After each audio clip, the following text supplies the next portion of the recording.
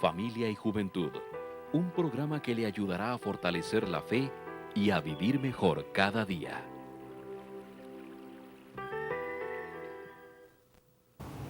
¿Qué tal, queridos hermanos y amigos? Les saludamos como siempre con muchísimo cariño, con mucho respeto.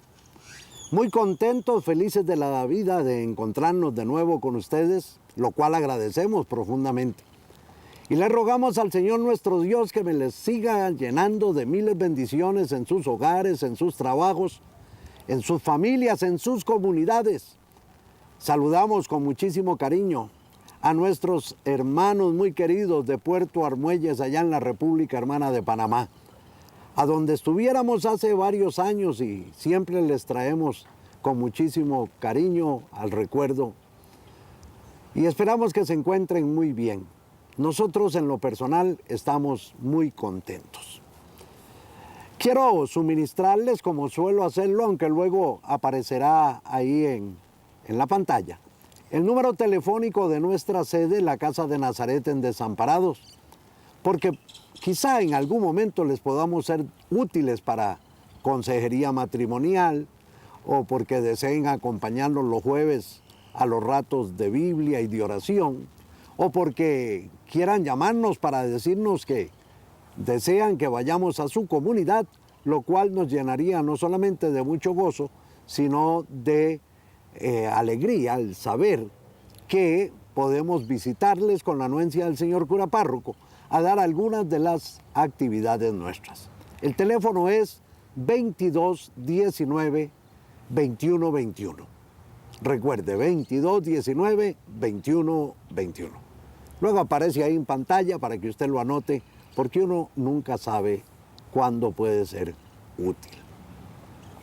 Quiero saludar con mucho cariño al médico otorrinolaringólogo que es mi amigo y mi médico en ese campo, el doctor Francisco Ulloa Sáenz. Gracias, doctor, por todas las amabilidades que usted siempre tiene para con nosotros. Que Dios me lo bendiga. Y si está ejercitándose como me ha contado, pues siga haciendo lo que eso es bueno y a usted le cae de perlas. Bien. Hace un poco de días cayó en mis manos un periódico guatemalteco y me llamó poderosamente la atención un aviso, yo diría que bastante grande, y decía, se necesita un hombre. Vaya, dije yo, qué buen título como para una reflexión, se necesita un hombre. Pero resulta que leyendo después el primer libro de Samuel, en el capítulo 13, me doy cuenta que también el Señor Dios se busca para sí a un hombre. Y este hombre es ni más ni menos que el gran rey David. Pero ¿qué dice el versículo 14? El Señor ha buscado para sí un hombre conforme a su corazón. Y es palabra de Dios, hermanos míos.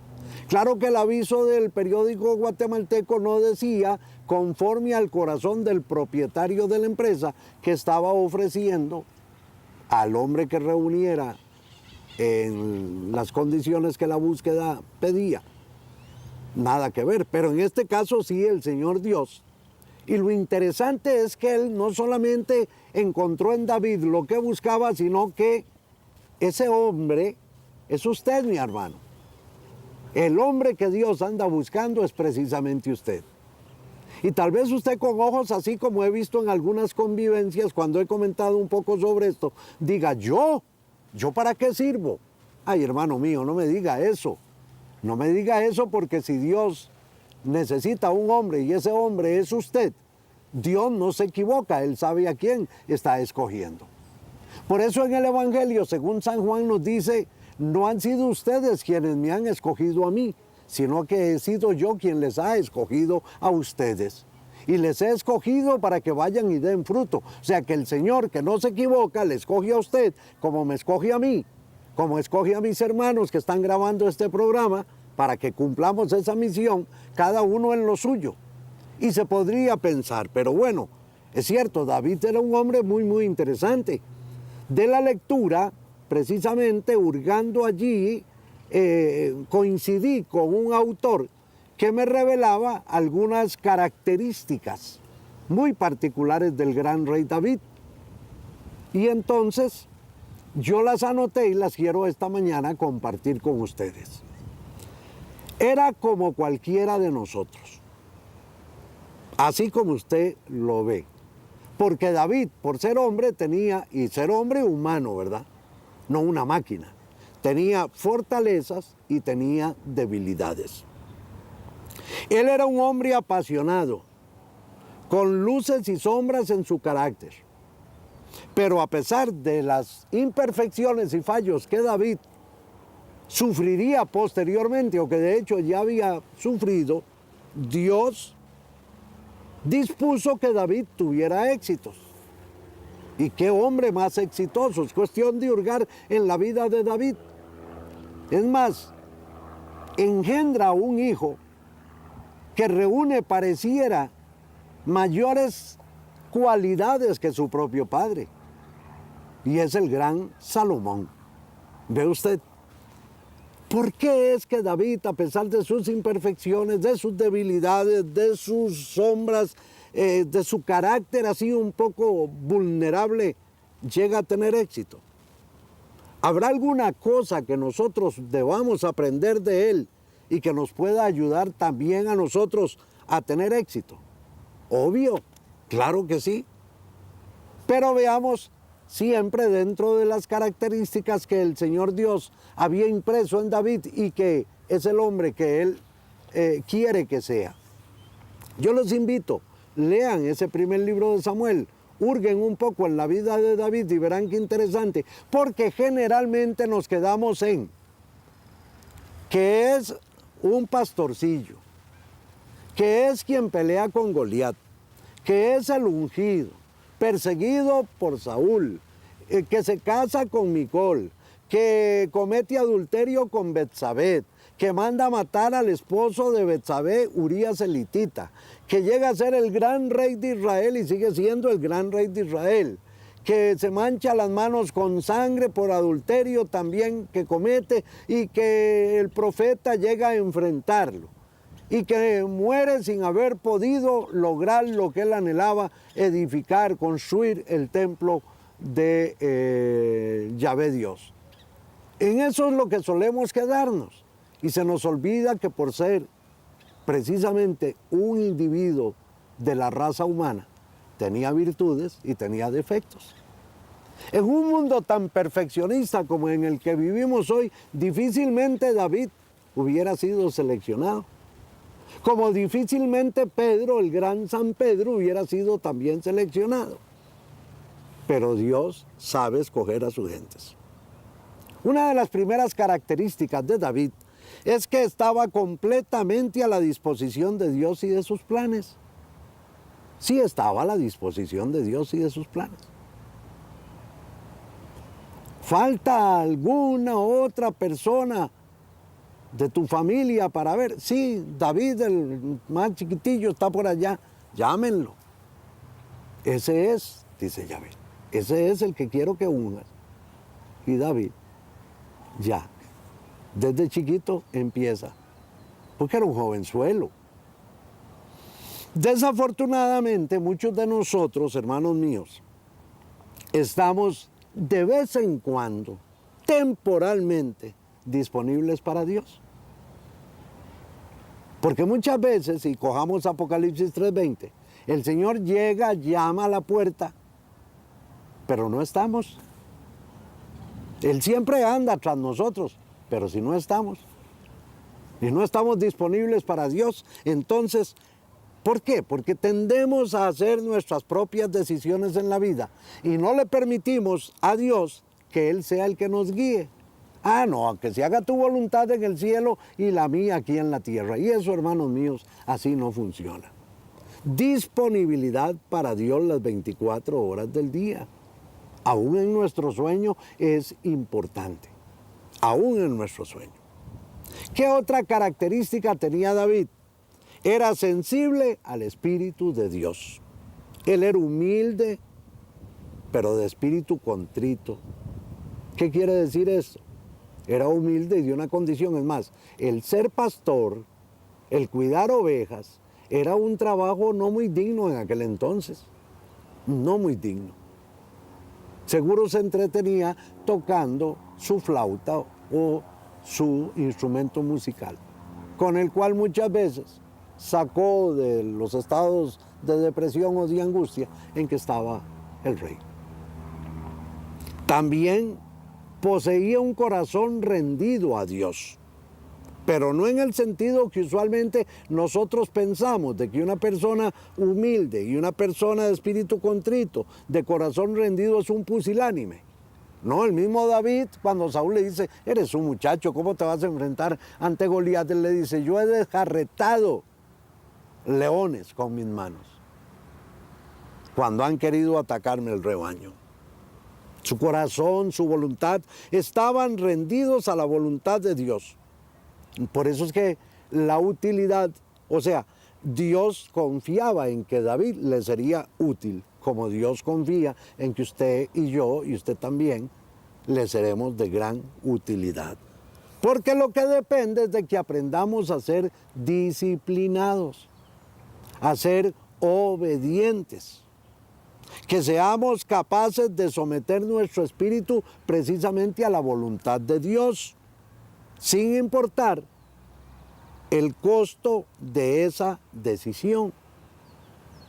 Un paréntesis nada más chiquitito. ¿Por qué muchos matrimonios se rompen?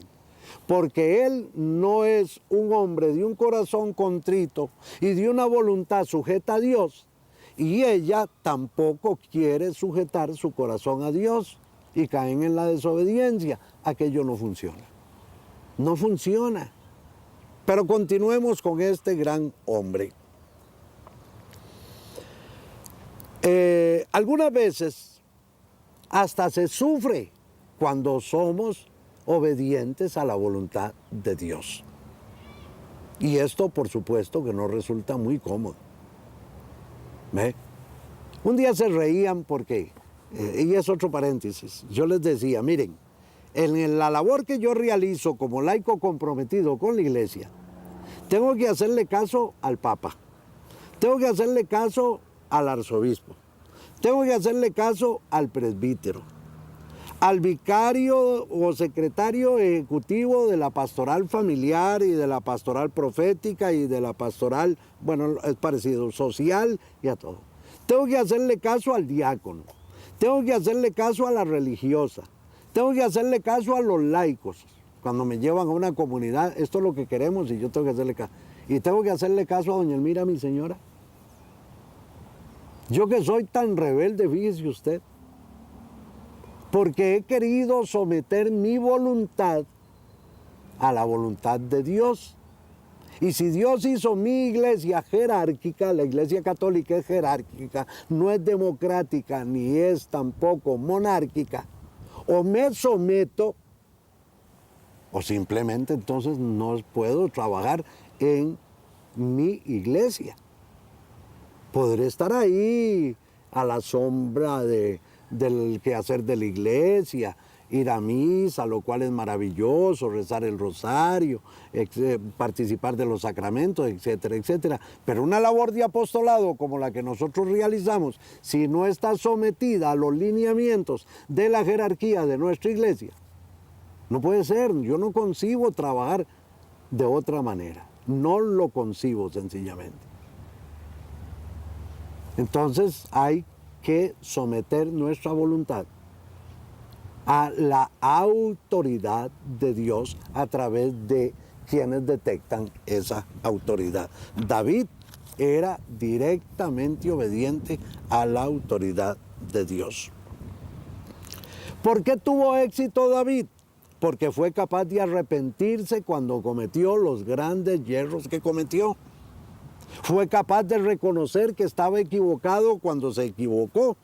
Fue capaz de cambiarle el rumbo a su vida cuando delante de Yahvé Dios, porque el mismo profeta se lo decía, David, estás mal, andas mal, ese eres tú. El que le robó la ovejita a aquel que la tenía a su cuidado. Él reconoció su pecado sin poner excusas, como muchas veces nosotros ponemos excusas a todo. Me acuso, padre, en confesión, que no fui a misa. ¿Por qué no fue a misa? Si usted no quiso ir a misa, dígaselo. Mire, es que fíjese que me llegaron unas... Ay, qué excusas, por Dios. No ven que yo soy pecador y que yo también muchas veces he tratado de poner excusas, pero me delata que no hay excusas para no hacer la voluntad de Dios.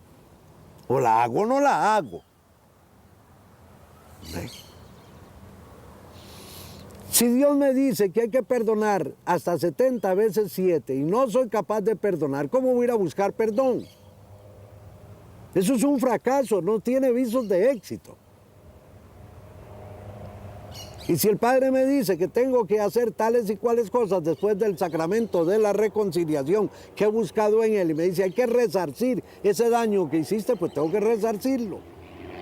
De lo contrario,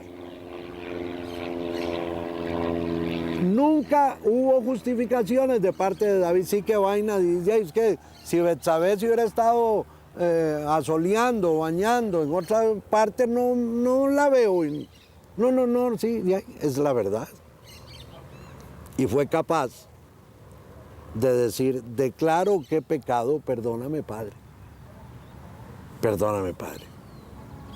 Palabras bien dichas, palabras importantes, difíciles de expresar, claro que sí. Me levantaré, iré a mi Padre y le diré, ¿se acuerdan del hijo pródigo? Padre, he pecado contra el cielo y contra ti, no merezco que me llames hijo. Me levantaré, aquí estoy, esta es mi verdad. Una persona de éxito no es un mentiroso, aunque para el mundo sí parezca así. Para Dios no. El mundo se termina, Dios no se termina. Entonces, ¿qué es más importante? ¿Tener un antifaz, una máscara ante la opinión del mundo o tener el rostro a descubierto y el cuerpo total y absolutamente desnudo de hipocresías para presentarnos delante de Dios? Ah, y cuidado aquí, ¿verdad? Cuidado, porque hay muchos hombres que creen y algunas mujeres que cayeron en un delito, en un pecado grave, qué sé yo, infidelidad, adulterio, trasiego de cosas indebidas, y creen ser muy honestos yendo a contarle todo a la señora o yendo a contarle todo al marido. Cuando me he encontrado situaciones de esas, yo les pregunto, ¿y cuál era la intención de comunicarle a su señora que usted anduvo con otra mujer en estas y tales y cuales condiciones? ¿O cuál fue lo que le motivó a usted a, porque debe haber un motivo, debe haber un anhelo al comunicar algo? Y es muy fácil, sí, usted se sintió bien, ya se lo dije, y ahora el que se siente mal es él o es ella. ¿Será eso justo, hermanos míos? Yo pienso que es injusto, definitivamente injusto. Y eso no se llama honestidad, perdóneme, eso se llama babosada, bobada, tontera. Y no digo la otra palabra porque es bien fuerte, ¿no? David fue una persona con dones y usted tiene con dones todos los que quiera. Tiene voluntad, tiene la vida, tiene sabiduría y si no, pues se entrena y la adquiere. Tiene humildad, tiene espíritu, tiene ganas, hágalo. Otro de los problemas que seguro no tenía David, pero sí tenemos nosotros muchos, es el qué dirán los demás. Mire, Saúl le puso toda la armadura, el casco, la espada, el peto, las sandalias. David no pudo dar un paso. Se despojó de todo y simplemente con un taparrabito y su honda y su piedra fue y derrotó a aquel. No nos pongamos trajes de otras personas. No intentemos ser como otras personas. Sea usted. Ahora, cuando vaya a mencionar en una labor de apostolado algo que otra persona haya hecho, respétele a esa otra persona su autoría y diga, como dijo fulano de tal, o como hizo Perencejo, esto es así. No intente vestirse con ropajes de otras personas. No va a poder dar un paso.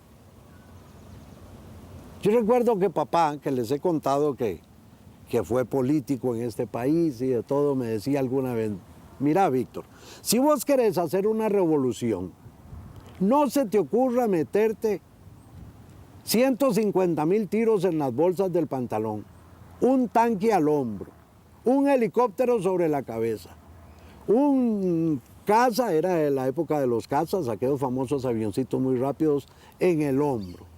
30 rifles a la espalda, 40 ametralladoras al frente, porque hasta ahí llegó tu revolución. A la larga tu revolución va a empezar con un solo tiro, no te preocupes de lo demás.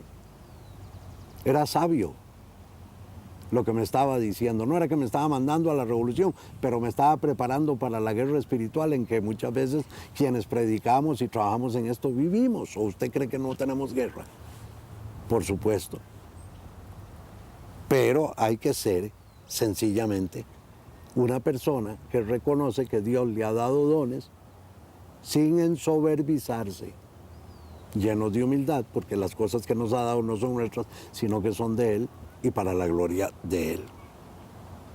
Por eso no debemos de usar nuestros dones para nosotros mismos, sino para la gloria de Dios. El gran rey David. Fíjese que, uniendo un poco esta conversación en el Salmo 34 y en el verso número 1, dice el autor, que no es ni más ni menos que David: bendeciré al Señor en todo tiempo, continuamente estará su alabanza en mi boca. Palabra de Dios. Cuando David escribe este salmo, hermanos míos, había acabado de escaparse de los filisteos que lo iban a matar. No crea que lo detenían para meterlo ahí un ratito a la cárcel y que se le baje la temperatura. No. Y eso lo puede leer en el primer libro de Samuel, en el capítulo 21. Él había fingido estar loco, pues sabía que sus captores lo iban a dejar libre en lugar de matarlo. ¿Ve? Esa es una manifestación de inteligencia del rey. Posteriormente se esconde en una cueva con 400 de sus hombres que estaban descontentos, disgustados y en deudas. Oiga, ¿de quién se hace rodear? Y en medio de esas terribles circunstancias, huyendo de los filisteos y rodeado de estas personas, David escribe posiblemente este salmo. Note que el Señor no dice que él alabaría al Señor algunas veces. No, él dice, alabaré, bendeciré al Señor en todo tiempo. Continuamente estará su alabanza en mi boca. Él dice, en todo tiempo. Yo le pregunto, y al preguntarle a usted me pregunto a mí, y yo bendigo y ensalzo al Señor en todo tiempo, aún en los momentos de crisis y de dificultad. Sabía David que su vida estaba en juego. Aquellos hombres estaban realmente temerosos también. Los filisteos andaban tratando de encontrar a David para matarlo. Y sin embargo, lean, por eso le digo, este Salmo 34, ojalá todo. Vea lo que dice en el verso número 4. Busqué al Señor y me libró de todos mis temores. Uy, qué frase más bella. Busqué al Señor y me libró de todos mis temores. Vi un anuncio el otro día de que este es un país de medicina, Costa Rica. Bueno, usted quiere ser sano, usted quiere no tener miedo a que su matrimonio sucumba, fracase, busque al Señor y verá cómo se libra de todos los temores. Ahora, ¿Dios libró a David de todos los temores? No, hombre, siguió por años siendo un hombre perseguido y escondido con hombres desesperados. Por eso usted no busque por alabar, Señor, te alabo, te bendigo. No, hermano. No es así el asunto. No es así. Cuando usted aprenda a alabar al Señor con corazón contrito en medio de sus problemas, Él le va a dar la paz que usted anda buscando. Así que ore por sus problemas específicos y confía en que Dios le va a quitar las cargas y el temor. Pero hágalo como David lo hizo, alabando al Señor, refugiándose en Dios, búsquelo y recibirá la paz. Y bendiga al Señor en todo tiempo y continuamente para que la alabanza esté en su boca.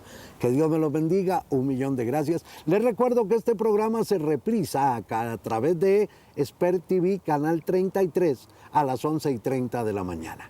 Compártalo con sus amigos. Buenos días, soy Víctor Cordero de Familia y Juventud. Muchas gracias.